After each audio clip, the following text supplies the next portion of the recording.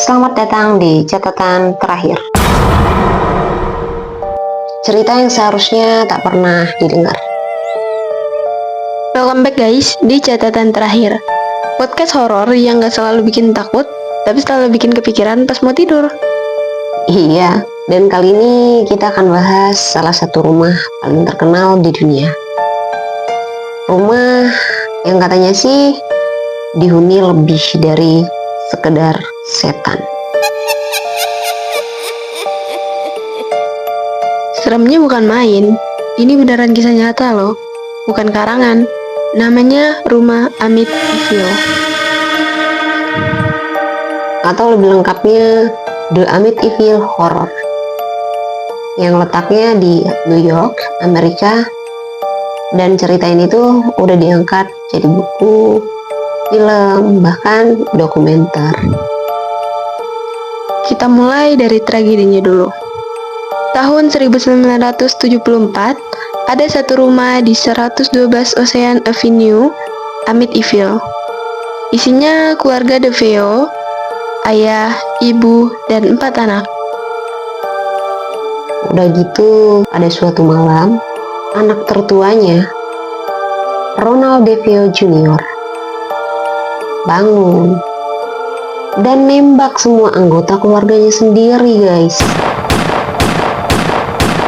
Nggak tahu kenapa dia tiba-tiba nembak semua anggota keluarganya. 6 orang, semuanya dibunuh di tempat tidur masing-masing. Tragis banget sih. Dan anehnya lagi, semua korban itu kayak nggak ngelawan sama sekali, guys. Kayak pasrah aja gitu. Kayak nggak ada tanda mereka bangun atau mereka teriak. Bahkan gerak-gerik mereka untuk kabur itu nggak ada. Ronald bilang sih dia ngelakuin itu karena ada suara yang nyuruh dia bunuh keluarganya. Kayak ada bisikan-bisikan gitu katanya, guys. Dan sejak itu, rumah itu mulai dapat julukan rumah setan.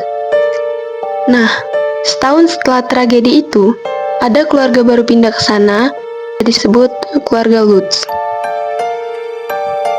Dan mereka itu dapat harga murah banget. Karena ya rumah itu kan bekas TKP pembunuhan. Tapi mereka nekat-nekat aja. Dan mereka tahu. Mereka cuma bertahan sekitar 28 hari, kurang dari sebulan.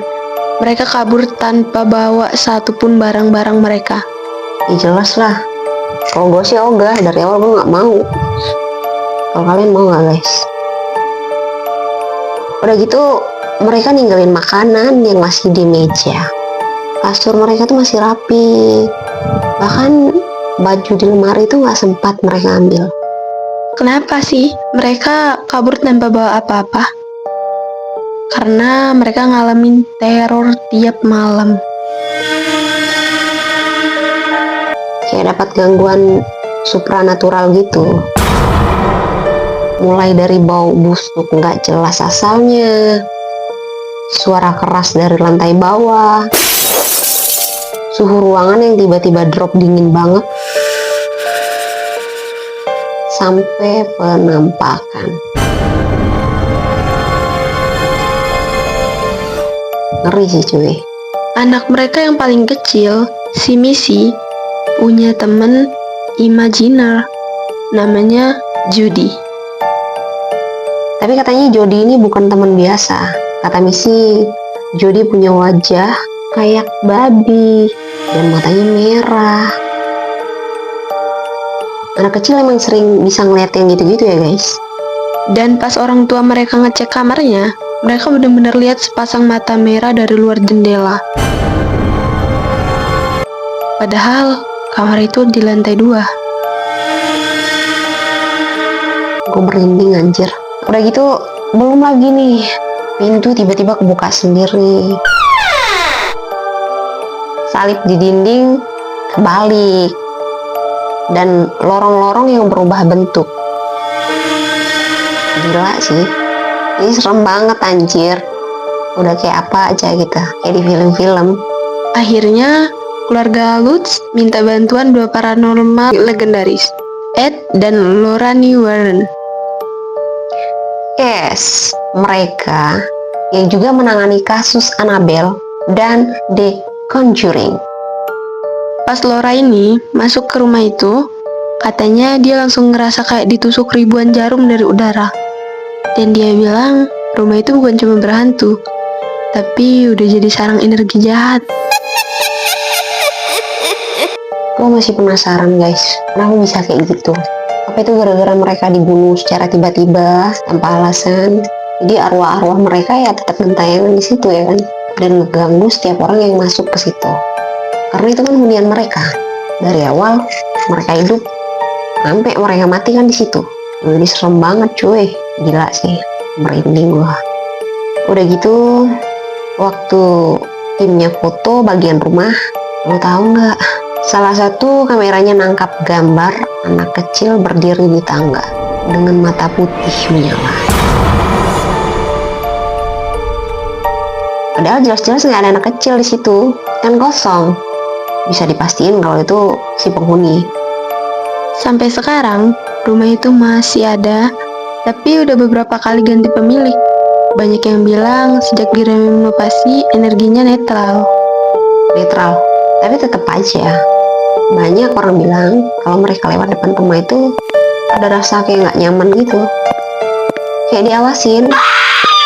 Kayak sama kayak kita di sini lewat di tempat yang serem gitu, atau lewat di suatu tempat kayak ngerasa bulu kuduk merinding gitu, kayak ada yang ngeliatin. Ya gitu sama aja, namanya setan di mana-mana ya sama. Rumah itu emang jadi simbol bahwa tragedi, trauma, dan hal-hal tak terlihat kadang bisa nempel di suatu tempat. Dan siapa tahu rumah kayak gitu nggak cuma ada di luar negeri kan? Ya jelas lah, udah pasti di mana-mana ada orang rumah. Kalau misalnya masih ada penghuni juga ada sesuatu pasti, katanya sih gitu. Apalagi udah nggak ada isinya, nggak ada tuannya. Udah gitu tuan rumahnya udah meninggoy lagi di situ. Mungkin aja di sebelah rumah kamu. Oke guys, tadi itu kisah setan Amityville. Kalau lo punya rumah dan ngerasa lampu sering nyala, sering mati sendiri, coba cek deh tetangga dulu. Tapi kalau tetangga nggak ada, wajib waspada nih. Jangan-jangan yang di New York kesini, ya kan? Atau yang di situ-situ aja menampakkan diri. Biar lo tahu aja kalau dia ada.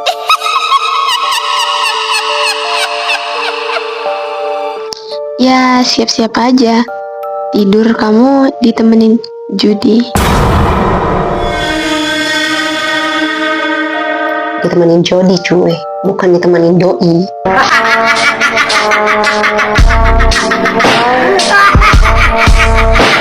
Apalagi doi orang. Oops. Oke, thanks udah dengerin catatan terakhir saya. Jangan lupa like, share ke teman lo yang sok berani, dan lo komen di sini. Berani nggak tinggal satu malam di rumah Amityville? Kalau gue nggak, mau kesana juga nggak ada ongkosnya. Oke, Sampai jumpa di suara yang nggak pengen kamu dengar.